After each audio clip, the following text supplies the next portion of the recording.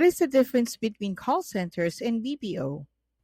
A call center handles telecommunication and can be considered a BPO. However, a BPO cannot be considered a call center since they handle a far more diverse list of tasks than simply handling communications for their business partners.